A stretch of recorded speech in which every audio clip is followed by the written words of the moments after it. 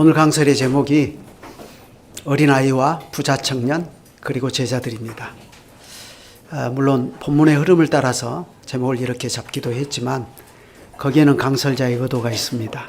여러분께서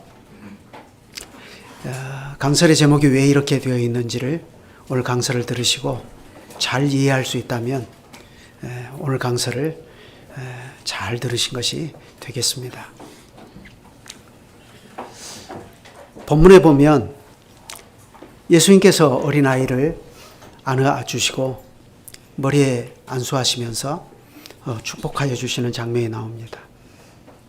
그리고 그 뒤의 사건은 부자 청년이, 일명 부자 청년이죠. 재물이 많은 사람이라 그랬는데 부자 청년이 와서 예수님께 영생에 대해서 질문을 던집니다. 그렇지만 결과적으로 이 부자 청년은 영생 얻음의 길에서 실패하고 말죠. 그 일이 계기가 되어서 제자들에게 어떻게 영생을 얻을 수 있는가 하는 것에 대해서 예수님께서 또 말씀해 주시는 장면이 연이어서 나옵니다. 여러분, 지금 이야기가 진행되고 있는 이 흐름에는 일관된 하나의 흐름이 지금 9장에서부터 계속되고 있다는 사실을 우리가 알 필요가 있습니다. 예수님께서는 가버나움에 계시다가 저 위에 가이사랴 빌립보로 잠시 올라가셔서 거기서 제자들에게 신앙 고백을 받으셨죠. 주는 그리스도시요 살아계신 하나님의 아들이십니다.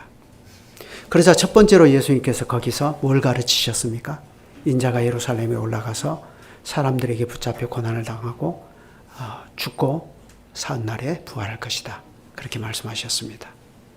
그리고 다시 가버나움으로 돌아오셨고 가버나움에서 두 번째로 똑같은 말씀을 하십니다. 예루살렘에서 별세하실 것을요. 그런데 제자들이 그걸 깨닫습니까? 깨닫지 못합니다.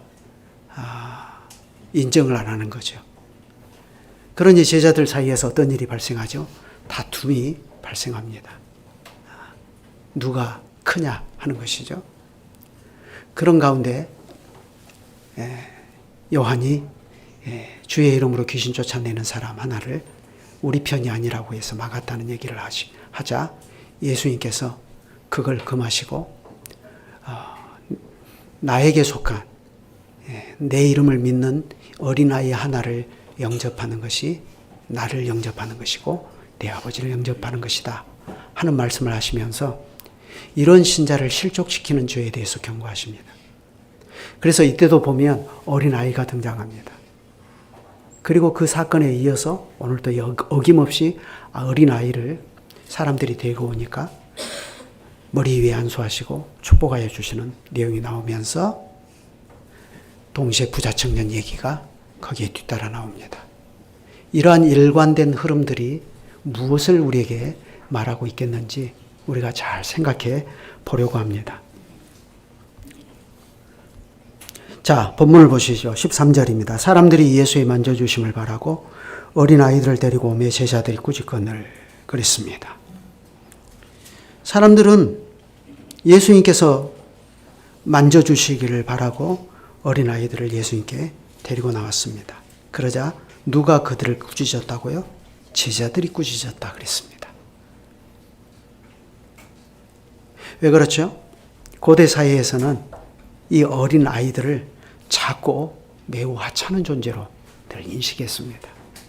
그러니 지금 제자들이 볼 때 예수님께서 얼마나 바쁘셔요? 얼마나 피곤하십니까? 얼마나 할 일이 많으셔요? 그런데 일일이 아이들 데리고 와서 만져주기를 바라고 그러니까 그냥 꾸짖어서 내쫓으려고 그렇게 한 거죠. 그러자 이번에는 예수님이 오히려 제자들에게 분노하십니다. 이르시되 어린아이들이 내게 오는 것을 용납하고 금하지 말라. 그러면서 결정적으로 이렇게 말씀하셔요. 하나님의 나라가 이런 자의 것이니라. 그러면서 거기에 덧붙여서 하신 말씀이 이겁니다. 15절은 내가 진실로 너희에게 이르노니 누구든지 하나님의 나라를 어린아이와 같이 받들지 않는 자는 결단코 들어가지 못하리라. 그러면서 16절에 보면 예수님은 그 어린 아이들을 안고 저희 위에 안수하시고 축복하셨다 했습니다. 사람들은 예수님께 아이들을 데리고 올 때 어떤 의도로 데리고 왔죠? 만져주시기를 바라고 데리고 왔죠. 그런데 예수님께서는 거기에서 한 걸음 더 나아가서 그들을 안아주시고 저희 위에 안수하시고 축복하셨습니다. 우리는 이러한 예수님의 행동이 무엇을 의미하는지를 잘 이해해야 합니다. 예수님께서 이 아이들을 축복하실 때 특별히 하나님의 나라가 이런 자의 것이니라 하시면서 아이들을 축복하시잖아요.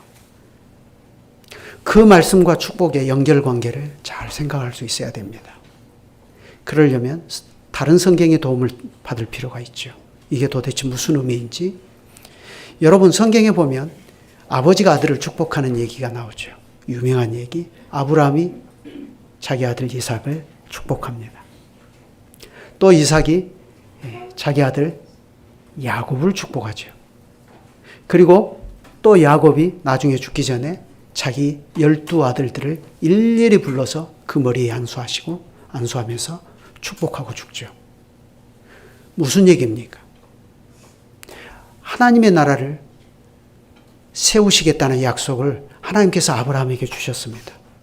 그런데 그 약속을 아브라함이 자기 아들 이삭에게 축복함으로써 그 약속이 누구에게로 옮겨집니까? 이삭에게 옮겨지는 거죠. 하나님의 나라를 소유할 수 있고 하나님의 나라에 들어갈 수 있는 권세가 이삭에게로 옮겨지는 거죠. 이삭에게는 똑같은 형편에 있는 두 아들이 있었습니다. 에서와 야곱이죠. 모든 조건이 똑같아요. 그런데 하나님께서는 에서를 버리시고 야곱을 택하십니다.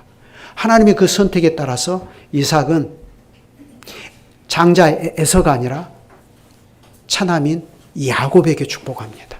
그렇게 되니까 어떻게 되죠? 하나님의 나라가 야곱의 것이 됩니다. 하나님의 나라가 예수님의 용어대로 하면 하나님의 나라가 이런 자의 것이니라 하는 그 말씀이 그대로 야곱에게로 옮겨지죠. 그래 야곱이 그 약속을 안고 바단 아람으로 가지 않습니까? 그때 베델에서 돌베개를 하고 잤는데 그때 하나님께서 나타나셔서 야곱에게 그 약속을 틀림없이 이루어 주겠다고 말씀하시잖아요. 나중에 야곱은 죽을 때에 12아들에게 똑같은 축복을 했습니다. 왜 그렇죠? 아브라함은 이삭 한 사람에게 축복했고 이삭도 야곱 하나에게 축복했는데 야곱은 죽을 때 자기 아들 12명에게 다 축복했죠. 왜 그렇죠? 그 12아들이 다 하나님 나라의 기초가 될 족장들이니까요. 하나님 나라에 대한 약속이 야곱의 축복을 통해서 12아들에게 전가되는 것입니다. 그들의 소유가 되는 것이죠. 예수님의 축복도 마찬가지입니다. 예수님의 축복과 하나님 나라를 상속하는 문제를 주님께서는 연결시켜서 말씀하셨어요. 예수님께서는 지금 이 어린아이와 같은 자들이 하나님의 나라를 상속하게 될 것이다 하고 말씀하십니다. 그런데 특별히 지금 예수님이 어디를 향해 나아가시면서 이 말씀을 하시죠? 예루살렘을 향해 나가시면서. 그러면 예루살렘에서 예수님은 이제 곧 무슨 일을 당하시죠? 십자가에 죽고 부활하십니다. 그러므로 하나님의 나라, 이 어린아이들에게 약속된 하나님의 나라는 무엇을 통해서 이루어지는 거죠? 예수 그리스도의 십자가와 부활을 통해서 이루어집니다. 그러니 그리스도의 십자가와 부활을 통해서 이루어질 하나님의 나라가 어떤 사람들의 것이라고요? 이 어린아이들과 같은 자들. 이 어린아이들처럼 하나님의 나라를 받드는 사람들의 것이 될 것이다 라고 말씀하시는 것입니다. 그러면 우리가 여기서 한 가지 생각할 점이 있습니다. 그러면 어린아이들의 어떤 특성 때문에 예수님께서 이렇게 말씀하시겠습니까? 그냥 어린아이는 앙증맞고 귀엽기 때문일까요? 예, 물론 그런 점이 틀림없이 있습니다. 또 어린아이는 어른들에 비해서 굉장히 순진무구하죠. 저는 목회를 하면서 이 아이들, 그리고 청소년들이 가진 특징 하나를 굉장히 중요하게 생각합니다. 그건 뭐냐면은 아이들은 목사가 가르친 것을 스펀지처럼 빨아들여요. 근데 이제 머리가 나중에 조금 크잖아요. 고등학교 한 2학년, 3학년 되고 이제 대학교 1학년 되면 머리가 커가지고 목사님 말이 맞는가 틀린가 이제 계산을 합니다. 그때부터는 이제 빨아들이는 속도가 좀 더뎌져요. 이제 그런 점들도 분명히 있죠. 그럼에도 불구하고 고대 사회에서는 어린아이는 아까 말씀드린 것처럼 작고 하찮으며 궁핍하고 사회적 지위가 없는 그런 아이들이었습니다. 그렇다면 하나님의 나라가 이런 자의 것이다 하는 말씀은 일단 생각해 보면 하나님의 나라가 너희가 그렇게 무시해버리는 작고 하찮으며 궁핍한 자들의 것이다 하는 뜻이기도 합니다. 그래서 그 작고 하찮으며 궁핍한 자들이 여기서는 어린아이지만 바로 앞 말씀에서는 어떤 내용이었죠? 남편에게 버림받기 쉬운 사회적 약자인 여성들.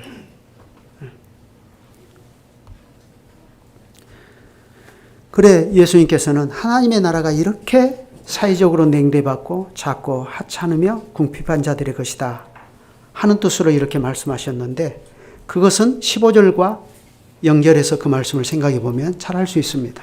내가 진실로 너희에게 이르노니 누구든지 하나님의 나라를 어린아이와 같이 받들지 않는 자는 결단코 그곳에 들어가지 못하리라 이렇게 말씀하십니다.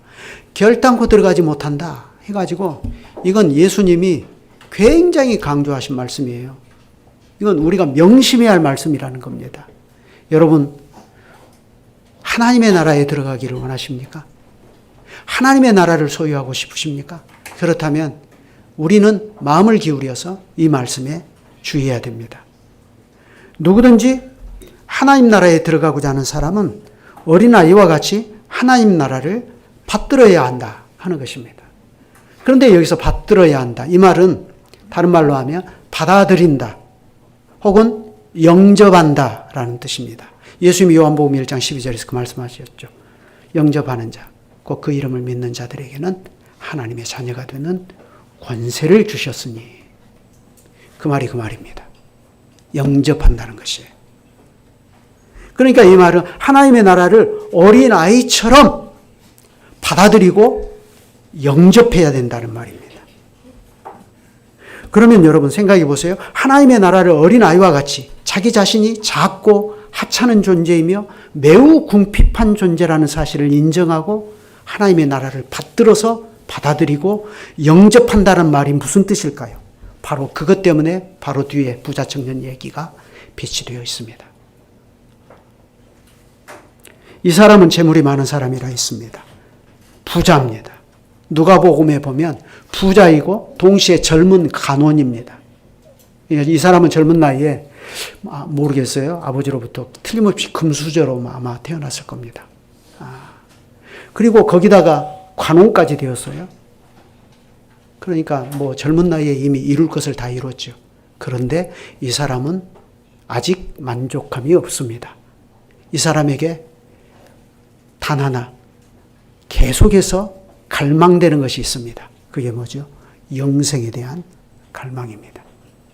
예수님께서는 이 영생을 얻는 문제를 하나님 나라에 들어가는 것과 관련해서 말씀하셔요.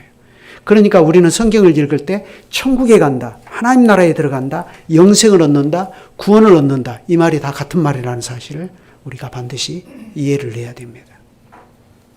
그래 이 사람이 예수님께 달려와서 꿇어 앉아 물었다 했습니다. 이 꿇어 앉아 물었다. 여러분 이 그림을 보면 당장 무슨 말씀이 생각나죠? 시편 2편이 생각나잖아요. 마지막 말씀. 그 아들에게 입맞추라. 그렇지 않으면 너희가 길에서 망할 것이다. 그 아들에게 입맞추려면 어떻게 해야 되죠? 패배를 인정하고 하나님께서 시온에 세우신 군대 장관이신 그 아들의 발에다가 키스하는 거죠. 항복을 인정하는 거죠. 근데 그 모습이 연상되지 않습니까? 부자 청년이 와서 지금 그 모습으로 예수님께 꿇어 엎드렸습니다. 그러면서 물었습니다. 선한 선생님이여, 내가 무엇을 하여야 영생을 얻겠습니까? 그러니까 이 사람이 니고데모처럼 밤중에 찾아와서 예수님을 면담하고 할 수도 있는데 예수님이 가시는 길에 그냥 탁 나타나가지고 꿇어 엎드려서 이걸 물었으니까 이 사람이 가지고 있는 영생에 대한 이 사람의 갈증이 어느 정도로 심한 갈증이었는지를 알 수가 있죠. 그에게는 이 문제가 정말 절실한 문제였어요. 왜 우리가 이 문제를 생각해야 되죠? 이 사람은 부자였잖아요. 젊었고 관원이었잖아요. 그게 이 사람의 영혼에 만족을 줄 수가 없었던 거예요. 영생에 대한 갈증이 그토록 절실한 문제였습니다. 그래 내가 무엇을 하여야 영생을 얻겠습니까? 하고 물으니까 예수님께서 이렇게 대답하시죠. 이르시되 네가 어찌하여 나를 선하다 일컫느냐? 하나님 한 분 외에는 선한 이가 없느니라. 네가 계명을 안 하니 살인하지 말라, 간음하지 말라, 도둑질하지 말라, 거짓 증거하지 말라, 속여 빼앗지 말라. 내 부모를 공경하였느니라. 공경하라 하였느니라. 그러자 청년이 대답합니다. 이것은 내가 어려서부터 다 지켰습니다. 여러분 이 문제를 간단한 문제로 생각하면 안 됩니다. 이 사람은 어렸을 때부터 영생에 대한 갈증을 언제부터 가졌다는 거예요? 어려서부터 가졌다. 그렇기 때문에 이 모든 것을 내가 어렸을 때부터 다 지켰다는 것이에요. 그렇기 때문에 내가 이런 것들을 다 지켰는데 이것 외에 부족한 것이 뭐냐 이거죠. 내가 무엇을 해야 영생을 얻겠습니까? 그러자 예수님께서 말씀하십니다. 너에게 한 가지 부족한 것이 있으니 가서 너에게 있는 것을 다 팔아 가난한 자들에게 주라. 그리하면 하늘에서 보화가 내게 있으리라. 그리고 와서 나를 따르라. 그러자 그 사람의 태도가 어떻습니까? 그 사람은 재물이 많은 고로 이 말씀을 인하여 슬픈 기색을 띠고 근심하며 가니라 그랬습니다. 자, 마가는 의도적으로 하나님의 나라에 합당한 어린아이와 하나님의 나라를 갈망했지만 결국 그 나라에 들어가는 일에서 실패해버린 부자 청년을 나란히 두고서 독자들로 하여금 깊은 생각을 하도록 만듭니다. 하나님의 나라를 어린아이처럼 받들지 아니하면 결탄코 그 나라에 들어가지 못하리라 하셨는데 바로 그 구체적인 신뢰를 부자 청년을 통해서 보여주는 것입니다. 부자는 재물이 많아서도 부자지만 이 사람은 또 다른 면에서도 부자예요. 어떤 면이죠? 자기가 어려서부터 모든 계명을 다 지키고 살았다는 자부심에서 부자입니다. 그리고 이 사람은 아직도 영생을 얻는 문제가 어떤 문제라고 생각하고 있죠? 자기가 무엇을 행해야 되는 문제라고 생각합니다. 근데 그게 뭔지를 모르겠다는 거예요. 하나님이 주신 계명을 다 뜯어보았어요. 그리고 어렸을 때부터 그걸 철저히 지켰습니다. 그런데도 자기가 영생을 얻었다는 확신은 갖지 못했어요. 뭐가 부족한 거지? 뭘 더 해야 되는 거지? 여기에 이 10가지 계명 외에 뭘 더 덧붙여서 내가 뭘 해야 되지? 이게 뭔지를 모르겠다는 거예요. 그걸 알 수만 있다면 자기가 충분히 할 수 있겠는데 그걸 모르겠다는 거예요. 그러고 보면 이 재물이 많은 청년이 자기 자신을 작고 하찮고 궁핍한 처지에 내몰려 있는 사람으로 자기 자신을 그렇게 보고 있는 것 같습니까? 아니면 자기가 생각할 때도 자기는 부자라고 생각하는 것 같습니까? 자기를 작고 하찮으며 궁핍한 처지에 내몰려 있다고 생각하지 않습니다. 이 사람은 지금 자신을 결코 하찮은 어린 아이와 같은 사람으로 자기 자신을 생각하지 않아요. 그래서 예수님께서 이 사람의 부족한 것을 일깨워 주십니다. 21절에 이렇게 말씀하시죠. 예수께서 그를 보시고 사랑하사 이르시되. 예수님이 이 사람이 한 가지 부족한 것을 일깨워 주시는데 그 일깨워 주시는 주님의 동기가 뭐냐 할 때 사랑하셨다는 것입니다. 예수님께서는 이 사람이 어렸을 때부터 영생에 대한 갈망을 가지고 모든 계명을 잘 지키고 살아온 그것을 소중히 여기셨습니다. 너 지금까지 인생 헛발질하고 살았구나 이렇게 말씀하시지 않고 사랑하셨다. 예수님은 재물이 많은 청년의 실패를 예견하고서 너 벌써 글러먹었구나 이렇게 하지 않으셨어요. 사랑하셨습니다. 그러면서 한 가지 부족한 것이 있다. 주님이 이 사람을 사랑하는 눈빛으로 보니까, 그 마음으로 보니까 이 사람에게서 한 가지 부족한 것이 있어요. 그 한 가지 부족한 것 때문에 이 사람은 영생을 어둠의 문턱에서 좌초돼 버릴 위기 가운데 지금 있다는 것을 주님이 보신 것입니다. 그런데 문제는 그 사람이 정작 이걸 생각하지 못하는 거죠. 그래서 예수님이 말씀하십니다. 아직도 한 가지 부족한 것이 있으니 가서 내게 있는 것을 다 팔아 가난한 자들을 주라. 그리하면 하늘에서 보화가 내게 있으리라. 그리고 와서 나를 좇으라. 자, 여러분, 예수님께서 이렇게 말씀하신 의도가 무엇이라고 생각하십니까? 주님의 요구는 내가 가진 전 재산을 다 팔아서 당장 가난한 자들에게 다 줘버리고 자신은 스스로 거지가 되어서 예수님을 따라가는 그 자체에 있지 않습니다. 가난한 자를 구제하는 것, 거기에 지금 주님의 목적이 있는 것이 아니에요. 주님께서는 그보다 더 근본적인 것을 보고 계십니다. 그게 뭐죠? 주님께서는 지금 이 사람이 자신의 많은 재물에 그의 마음이 딱 붙어 있는 것을 보신 것입니다. 이 사람은 지금 하나님보다 재물이 주는 안정성에 기대고 있는 것입니다. 그래서 아직도 한 가지 부족한 것이 있다. 그렇게 말씀하신 것 아닙니까? 여러분, 우리도 얼마든지 그럴 수 있습니다. 여기에 계시는 회중 여러분들께서, 사랑하는 교우들께서 단 한 사람도 영생과 상관없이 하나님의 나라에 들어갈 욕심 없이 이 자리에 나와 계신 분은 한 분도 안 계실 겁니다. 그건 저도 마찬가지입니다. 저는 영생을 갈망합니다. 주님의 복음 약속을 믿음으로 영원한 하나님 나라에 들어가기를 소망합니다. 그것 때문에 지금 저는 이 자리에 나와 있습니다. 그건 부자 청년도 마찬가지죠.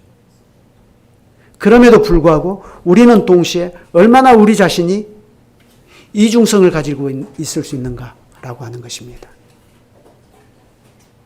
우리도 하나님의 구원과 영생, 하나님 나라에 대해서 큰 관심을 가지고 살죠. 복음을 바르게 전하고 바르게 예배하는 개혁교회에 대해서 우리가 가진 관심은 또 어떻습니까? 그것만 놓고 보면 우리는 완벽합니다. 누가 보더라도 배도의 시대를 역행하면서 하나님 나라를 위해서 사는 것처럼 보여요. 그런데 그러면서도 정작 우리는 현실의 눈앞에서 늘 계산기를 두드리며 재물이 주는 안전성과 그 통계와 그 확률에 기대고 살아가는 잘못을 범할 수가 있습니다. 그것이 우리에게 있어서 한 가지 부족한 점입니다. 그것이 오늘 우리의 모습, 오늘 나의 모습이 아니지 우리는 언제든지 스스로를 돌아보며 살아야 됩니다. 그런데 결국 이 사람은 재물이 많은 거로 이 말씀으로 인하여 슬픈 기색을 띠고 근심하며 가니라 그랬습니다. 여기에 이 슬픈 기색, 이것은 이 사람이 주님의 이 말씀과 요구에 얼마나 큰 충격을 받았는가를 잘 보여줍니다. 그는 마치 먹구름이 하늘을 뒤덮어버리는 것과 같은 충격을 받았습니다. 그는 씨 뿌리는 비유에서 재물의 유혹이 말씀을 막아 결실치 못하게 하는 그 상태로 즉시 빠져들고 말았습니다. 결국 그는 하나님 나라 자체이신 예수님을 어린아이처럼 받아들이고 영접하는 일에서 실패하고 만 것입니다. 그는 주님의 말씀을 듣고 슬픈 기색을 띠고 가버림으로써 주님을 따르는 제자의 길에 들어서지 못하고 실패한 것입니다. 전도서에 보면 전도자가 그렇게 말을 하죠. 내가 해 아래에서 큰 배단이 되는 것을 보았다. 그게 뭐냐? 곧 소유주가 재물을 자기에게 해가 되도록 지키려고 하는 것이다. 전도서 5장 13절입니다. 여러분, 이 부자 청년의 경우가 딱 그렇습니다. 부자 청년은 재물을 지키려다가 정작 그가 그토록 열망하는 영생에서는 거꾸러지고 말았습니다. 그가 그토록 지키려고 한 재물이 그 자신을 하나님의 나라에서 끊어내버리는 엄청난 해를 가져온 거죠. 근데 부자 청년은 그걸 모릅니다. 그 재물이 자기에게 해가 된다는 사실을. 그런데요, 그 다음에 이어지는 말씀을 보면 이런 일이 단지 부자 청년의 문제로만 끝나고 마는 것이 아니라는 것을 알 수 있습니다. 이제 예수님의 눈은 부자 청년에게서 제자들에게로 옮겨졌습니다.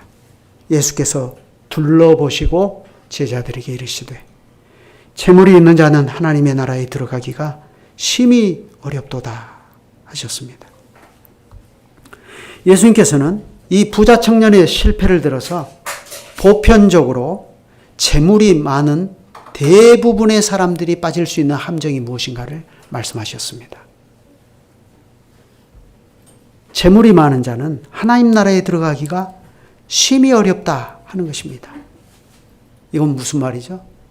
불가능이라는 뜻입니다. 그러자 제자들이 놀랐습니다. 예수님의 말귀를 딱 알아듣고 제자들이 깜짝 놀랐어요. 그렇다면 누가 하나님의 나라에 들어갈 수 있는가? 왜 그렇죠? 제자들의 눈에 저 부자 청년은, 부자는 굉장히 모범적인 신자거든요. 자기가 볼 때도, 자기들이 볼 때도. 근데 저런 사람들이 단지 재물이 많은 것 때문에 하나님 나라에 들어갈 수가 없다면 누가 하나님 나라에 들어갈 수가 있지? 하고 깜짝 놀란 거죠. 그러자 예수께서 다시 말씀하셨습니다. 얘들아 하고 부르십니다. 얘들아, 하나님의 나라에 들어가기가 어떻게 어려운지 낙타가 바늘기로 나가는 것이 부자가 하나님 나라에 들어가는 것보다 쉬우니라. 재물에 마음이 언제나 붙어 있는 사람은 부자든지 아니면 가난한 사람이든지 그 자체로는 하나님 나라에 들어가는 것이 불가능이다 하는 뜻입니다. 낙타가 바늘기로 나가는 것이 부자가 하나님 나라에 들어가는 것보다 쉽다 하고 이렇게 말씀하셨죠. 이게 말을 꼬아서 하는 건데 이게 바로 불가능에 대한 유대인들의 표현이 이렇습니다. 유대인들은 어떤 불가능이다를 말할 때 이렇게 표현해요. 낙타가 바늘기로 나가는 것이 부자가 하나님 나라에 들어가는 것보다 쉽다. 이렇게 말하면 유대인들이 딱 알아듣는 거죠. 그렇다고 해서 여러분 오해는 하지 마시기 바랍니다. 어떤 오해죠? 영생을 얻고 하나님 나라에 들어가려면 내가 부자 되면 안 되겠구나. 내가 사는 집이 몇십억짜리 집이면 안 되겠구나. 그렇게 생각하면 안 됩니다.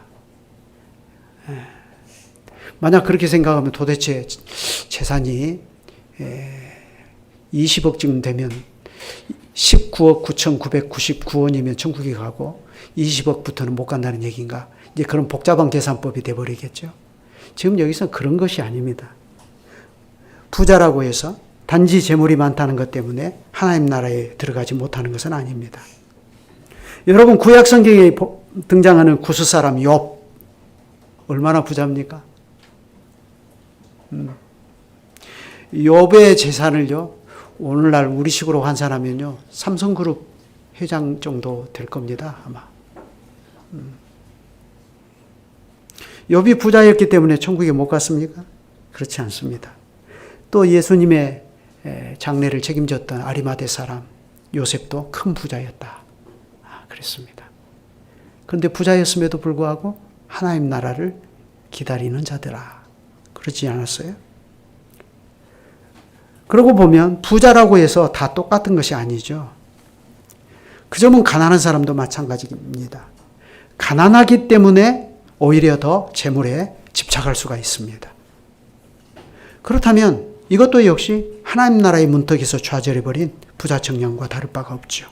내가 가난하기 때문에 이 지독한 가난이 싫어서 돈을 벌기 위해서 재물에 내 인생을 쏟아붓고 살 수가 있어요. 그 사람도 역시 하나님 나라에 들어가지 못하는 것은 마찬가지입니다. 문제는 부자에게 있어서 재물은 항상 믿음의 문제에 있어서 잠재적인 위험 요소가 된다는 것은 분명한 사실입니다. 주님께서 그 사람이 가진 그 많은 재물을 건드리지 않았을 때는 문제가 되지 않아요.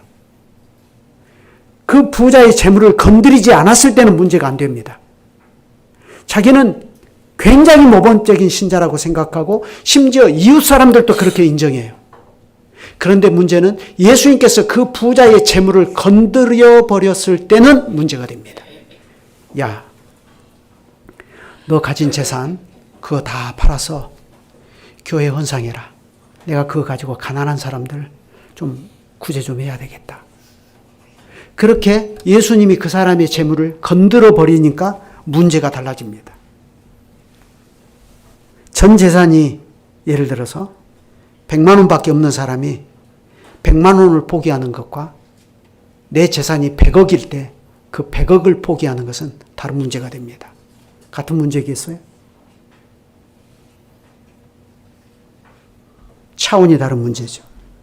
그렇기 때문에 재물이 많은 부자는 그렇지 못한 사람에 비해서 그가 하나님 나라에 들어가기까지 훨씬 더 큰 믿음의 잠재적 위험 요소를 늘 안고 살아가는 것입니다. 바로 그 점에서 예수님은 재물에 마음이 붙어 있고 하나님보다 재물이 주는 안전성에 의지하고 사는 부자는 하나님 나라에 들어가는 것이 불가능이다 하고 말씀하시는 것입니다. 그런데 이때 이 말씀을 하시면서 예수님께서 제자들을 아까 그랬죠. 어떻게 부르셨어요? 얘들아 하고 부르셨습니다. 물론 이것은 선생님이 제자들을 친근한 이미지로 부르기 위해서 그렇게 부른 것이다 하고 볼 수도 있습니다. 그런데 지금 계속 말해지고 있는 이야기의 맥락을 보면 말이 달라집니다. 지금 진행되고 있는 이야기의 흐름이 뭐죠? 하나님의 나라는 어린아이와 같은 사람들의 것이고 어린아이처럼 하나님 나라를 받아들이지 않으면 결단코 하나님 나라에 들어가지 못한다는 말씀을 하시면서 부자 청년의 실패를 보여줍니다. 그러고서 지금 주님은 바로 그 예루살렘에서 자기 백성을 위해 별세하러 가시는 주님의 길을 따라 나선 그 제자들을 부르실 때 얘들아 하고 부르십니다. 아이들아. 그렇다면 무슨 뜻입니까? 이 제자들이 바로 하나님 나라에 합당한 어린아이들이다 하는 것을 간접적으로 인정하여 주시는 것입니다. 그러니까 지금 주님이 얘들아 하고 부르시는 제자들은 재물이 많은 청년과는 다릅니다. 그래서 28절에서 베드로가 고백하죠. 그들은 실제로 모든 것을 버리고 주님을 붙쫓았습니다. 그건 우리가 인정하는 내용 아닙니까? 바로 그 점이 부자 청년과 다른 점이죠. 재물이 많은 청년은 그가 가진 재물을 위해서 예수님을 버렸습니다. 분명히 말씀하셨죠. 다 가난한 자들에게 주고 너는 와서 나를 좇으라. 예수를 선택하라는 얘기죠. 그리스도를 영접하라는 얘기죠. 그런데 그는 재물을 위해서 예수님 버렸죠. 그러나 제자들은 반대입니다. 모든 것을 버리고 우리가 주님을 붙여찾습니다 하고 이렇게 말합니다. 여러분, 바로 이것이 자기를 부인하고 자기 십자가를 지고서 주님을 따라가는 제자의 참된 모습이지 않습니까? 물론 아직은 이 제자들의 믿음이 설익은 것도 사실이에요. 실제로 그들은 주님의 십자가를 납득하지 못해서 길에서 누가 크냐 하는 문제로 다투고 있지 않아요? 그럼에도 불구하고 주님께서는 제자들에게 궁극적으로 십자가와 부활의 의미를 알려주십니다. 그래, 지금은 비록 이 사람들이 귀가 있어도 듣지 못하고 눈이 있어도 보지 못하지만 그러나 결국 하나님께서 그들의 닫힌 귀와 닫혀있는 눈을 열리게 해 주실 것입니다. 그래서 소경된 그들의 눈을 뜨게 하셔서 모든 것을 보게 해 주실 것입니다. 그래, 그렇게 해서 결국 이 사람들은 오직 하나님만이 하실 수 있는 능력으로 변화가 되어서 나중에는 어떻게 되죠? 실제로 죽는 데까지 주님을 따라갑니다. 유대의 전승에 의하면 베드로는 십자가에 거꾸로 못 박혀 죽임을 당하고, 도마는 저 인도로 가서 복음을 전하다가 살 거죽이 산채로 껍질이 벗겨지는 순교를 당했습니다. 그런 일을 누가 할 수 있죠? 하나님이 하신 거죠. 그러니 주님께서는 부자 청년과 같은 사람이 하나님 나라에 들어가는 것이 불가능이라면 그렇다면 누가 구원 얻을 수 있는가 하면서 경악하는 제자들에게 이렇게 말씀하십니다. 사람으로는 할 수 없으되 하나님으로는 그렇지 아니하니 하나님으로서는 다 하실 수 있느니라. 구원과 영생, 하나님 나라에 들어가는 이러한 일은 본질적으로 하나님께 속한 일이라는 것입니다. 그것은 전적으로 하나님의 일입니다. 하나님의 손에 달린 일입니다. 하나님은 사람이 할 수 없는 것을 하시는 분이셔요. 하나님의 능력은 사람의 한계를 넘어섭니다. 하나님께서는 영생을 위하여 선택하신 자를 구원하시려고 그분의 독생자를 사람이신 그리스도로 이 세상에 나게 하실 때 창조의 능력을 발휘하셨습니다. 어떻게 해요? 하나님의 성령께서 마리아의 태를 덮으셨다 했습니다. 태초에 천지를 창조하신 하나님이 자기 백성을 저희 주에서 구원하시는 목적으로 예수 그리스도를 세상에 보내실 때 그분이 사용하신 능력은 천지를 창조하신 능력입니다. 하나님의 그 능력이 사람으로는 할 수 없는 그것을 하게 하는 것입니다. 그러므로 예수님께서는 주를 위하여 모든 것을 버리고 주님을 좇은 이 아이들, 이 제자들이 부자 청년이 들어가지 못한 하나님 나라에 들어가게 될 것을 이러한 말씀으로 바꾸어서 가르쳐 주십니다. 29절, 30절입니다. 여기는 같이 한번 읽어보겠습니다. 시작. 예수께서 이르시되 내가 진실로 너희에게 이르노니 나와 복음을 위하여 집이나 형제나 자매나 어머니나 아버지나 자식이나 전토를 벌인 자는 현세에 있어 집과 형제와 자매와 어머니와 자식과 전토를 100배나 받되 핍박을 겸하여 받고 내세에 영생을 받지 못할 자가 없느니라.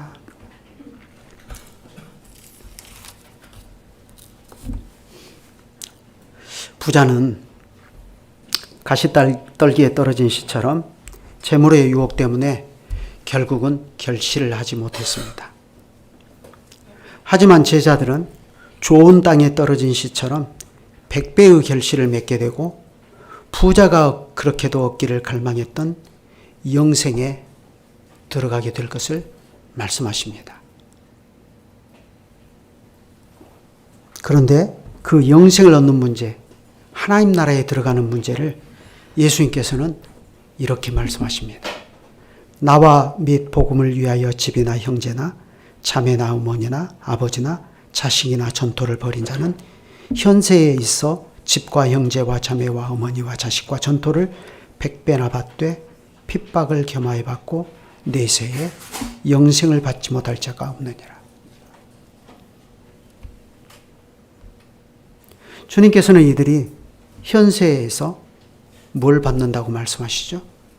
집과 형제와 자매와 어머니와 자식과 전토를 100배나 받을 것이라. 이렇게 말씀하십니다. 여러분, 이 말이 무슨 뜻입니까? 우리는 이 말씀을 잘 음미해 봐야 합니다. 이걸 위해서 우리는 다시 마가복음 3장으로 잠깐 돌아가서 생각해 볼 필요가 있습니다. 마가복음 3장 33절부터 보시죠. 31절부터 보면 이렇게 되어 있습니다. 그때에 예수의 어머니와 동생들이 와서 밖에 서서 사람을 보내어 예수를 부르니 무리가 예수를 둘러 앉았다가 여짜오되 보소서 당신의 어머니와 동생들과 누이들이 밖에서 찾나이다. 대답하시되 누가 내 어머니며 동생들이냐 하시고 둘러앉은 자들을 보시며 이르시되 내 어머니와 내 동생들을 보라. 누구든지 하나님의 뜻대로 행하는 자가 내 형제요 자매요 어머니니라. 주님께서는 주님 자신을 위해서 집과 형제와 자매와 어머니와 아버지와 자식과 자기의 전 재산을 다 버린 자는 오히려 이런 것들을 현세에서 100배나 받을 것이다 말씀하셨는데, 이건 방금 우리가 읽은 마가복음 3장 33절 34절에서 그리스도를 진실히 붙잡는 그의 제자들을 가리켜서 말씀하시기를 누가 나의 모친이며 나의 동생들이냐 하고 말씀하신 이 말씀과 비추어 보면 주님의 이 말씀은 무슨 뜻인지 우리가 더 잘 알 수 있습니다. 예수님은 지금 십자가와 부활로 이루실 교회를 상정하고서 지금 이 말씀을 하시는 것입니다. 모든 것을 버리고 예수 그리스도를 붙잡는 신자는 분명히 현세에서, 저 내세가 아니에요. 현세에서, 지금 우리가 살고 있는 이 세대에서 새로운 가족을 맞이하게 될 것입니다. 그들은 새로운 형제이고 새로운 자매들이고 새로운 집이고 새로운 우리의 전토입니다. 실제로 그렇지 않습니까? 그리스도를 붙잡기 위해서 모든 것을 버린 사람들이 얼마나 많은 새로운 가족들을 얻습니까? 얼마나 많은 새로운 형제와 자매를 얻으며 심지어 우리는 우리가 들어가서 삼위 하나님과 함께 살 집을 더 풍성히 얻는지를 생각해 보십시오. 주님께서 요한복음에 보면 십자가의 길을 가실 때 말씀하셨어요. 내 아버지 집에는 거할 곳이 많도다. 실제로 우리는 오늘 또 우리의 하늘 아버지의 집에서 이처럼 거할 곳을 넉넉히 얻고 있습니다. 그래 우리는 이 집에서 하나님께서 내 집이라 말씀하신 이 교회에서 나의 형제, 사랑하는 나의 자매들을 얼마나 많이 얻습니까? 100배입니까? 100배로 계산할 수 있어요? 실제로 이 땅에 예수 그리스도를 참된 믿음으로 붙잡는 그리스도께 연합되어 있는 형제 자매들을 생각해 보십시오. 그러나 주님께서는 우리가 이 모든 것들 외에 핍박도 겸하여 받을 것이라고 말씀하셨습니다. 예수님은 우리에게 고난 없는 영광을 제시한 일이 없어요. 그것은 벌써 주님 자신의 생애가 잘 보여주지 않습니까? 주님은 십자가를 통과하여 부활에 이르셨습니다. 그분이 하나님 우편에 좌정하시고 자기 영광에 들어가심도 그의 고난으로 말미암아 영광에 들어가신 일이지 않습니까? 그러니 모든 것을 버리고 그리스도를 붙잡고자 하는 사람이 그가 버린 만큼 100배나 받되 핍박을 겸하여 받을 것이라는 것은 고난이 없는 영광만을 제시하기에 급급한 오늘의 이 타락한 교회의 현실에서 우리가 새기고 또 새겨야 할 말씀입니다. 특히 마가가 이 마가복음을 기록하던 당시 로마의 신자들은 어떤 형편에 있었습니까? 악명 높은 네로에게 박해받고 있었습니다. 그러니 그때 주님이 하신 이 말씀이 그들에게 얼마나 실제적인 위로가 되었겠습니까? 그 당시 그들은 그리스도를 붙잡기 위해서 그들이 가진 모든 소유를 빼앗겼고 심지어 그들은 그들 자신의 형제와 자매를 모두 잃었습니다. 그리고 그들은 그들 자신의 목숨까지도 실제로 잃어가고 있었습니다. 주님을 붙잡기 위하여 모든 것을 버리고 핍박이라도 겸하여 받으려는 신자들을 결코 외면하지 않으신다는 것입니다. 주님은 그들에게 그리스도를 붙잡는 믿음 안에서 함께 그리스도의 몸을 이루고 그리스도를 붙여쳐 나가는 새로운 형제, 새로운 자매들 100배나 더 얻게 해주신다고 말씀하십니다. 심지어 하늘아버지의 집에 그들이 거할 거처는 또 얼마나 많은 것입니까? 그래 그것이 믿음라는 것이요 확실한 사실이라는 것은 어린 양의 혼인잔치를 대망하는 성만 자녀 자리에 그들이 꼬박꼬박 초대를 받고 있다는 사실을 보면 알 수 있습니다. 그렇다면 그들이 오는 세상에서 영생을 얻으리라는 것은 너무나 자명하지 않습니까? 그러니 오늘 본문 마지막 말씀이 참으로 의미심장합니다. 그러나 먼저 된 자로서 나중되고 나중된 자로서 먼저 될 자가 많으니라. 이 말씀은 정교한 교차대꾸로 되어 있습니다. 부자는 먼저 된 자였습니다. 그렇지만 나중된 자가 되었습니다. 반면에 어린아이는 나중된 자였으나 먼저 된 자입니다. 십자가를 이해하지 못하는 까닭에 길에서 누가 크냐 하는 문제로 다투는 제자들보다 그리스도의 이름으로 귀신을 쫓아낸 사람이 더 큰 자입니다.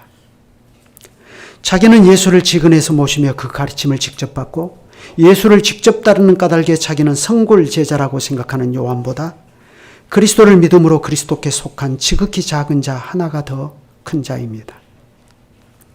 먼저 된 시몬 베드로는 십자가에서 배신하고 도망갔지만 나중된 구레네 시몬은 예수님의 십자가를 대신 졌습니다. 주님이 다시 오실 때도 마찬가지라고 말씀하십니다. 먼저 되리라 생각했던 사람이 나중되고 나중되리라 생각했던 사람이 먼저 되는 엄청난 전도가 발생할 것입니다. 결국 예수님께서는 이로써 어린아이와 같이 하나님 나라를 받들지 아니하면 결단코 그 나라에 들어가지 못한다는 말씀의 의미를 설명해 주십니다. 더 나아가 주님은 그들이 받게 될 현세와 내세의 복은 무엇인가를 이러한 말씀으로 분명히 가르쳐 주십니다. 결국 자기 십자가를 지고 날마다 그리스도를 붙여주며 살아가야 할 제자의 삶이 무엇이냐 하는 것을 가르쳐 주시는 것입니다. 제자의 삶은 영생을 보며 자기 자신을 한없이 돌아보는 사람입니다. 제자는 어린아이와 같이 자기 자신을 작고 하찮은 존재로 여기며 자기 자신을 지극히 궁핍한 자로 여겨서 그리스도를 그 누구보다도 높이면서 그리스도를 붙여쳐 나가는 사람입니다. 그래 이러한 제자의 삶에 있어서 가장 경계해야 할 것이 무엇이냐를 주님께서 말씀하십니다. 제자는 마땅히 예수를 죽는 데까지 끝까지 붙여쳐 나가야 되는데 그걸 못하게 만들어버리는 것이 부자 청년에게는 재물이었습니다. 그렇다면 오늘 우리에게 그것은 무엇인지를 잘 생각해 보셔야 합니다. 어떤 사람에게 그것은 재물일 수 있고 어떤 사람에게 그것은 성공에 대한 갈망일 수 있습니다. 아니면 그것이 가난한 사람이 가난하기 때문에 더더욱 재물에 집착하는 것과 같이 열등감에 절어서 살아가는 상대적 빈곤일 수 있습니다. 그것이 무엇이든지 간에 예수 그리스도를 끝까지 붙여쳐가지 못하도록 만드는 것은 무엇이나 그것은 모두 바늘 구멍 앞에 선 낙타와 같은 것들입니다. 예수 그리스도만을 붙여차 하나님 나라에 들어가기를 갈망하는 우리가 바늘 구멍 앞에 선 낙타가 되지 않도록 늘 주의하고 또 조심해야 할 것입니다. 다 같이 기도하시죠. 거룩하신 주님, 오늘도 이 말씀으로 저희를 교훈하여 주시니 감사합니다. 저희가 영생에 대해서 관심이 많고 하나님 나라와 교회, 특히 배도의 시대를 지나가고 있는 우리의 생애 여정에서 참교회, 개혁교회를 세우고 나가려는 열망이 또한 큰데 그럴지라도 얼마든지 우리도 하나님 나라에 합당한 어린아이가 되지 못하고 오히려 실패를 맛본 부자 청년처럼 바늘 구멍 앞에 서버린 낙타가 되어버리는 그러한 일들도 많이 있겠사옵니다. 주님께서는 부자 청년을 사랑하셔서 그에게 부족한 것이 한 가지가 있다고 지적해 주셨는데, 그것처럼 주님은 지금도 우리를 사랑하시고 사랑하시는 그 심정으로 우리에게 부족한 것 한 가지가 무엇인가를 보게 해 주십니다. 이것이 주님의 사랑이라는 것을 저희가 깨닫습니다.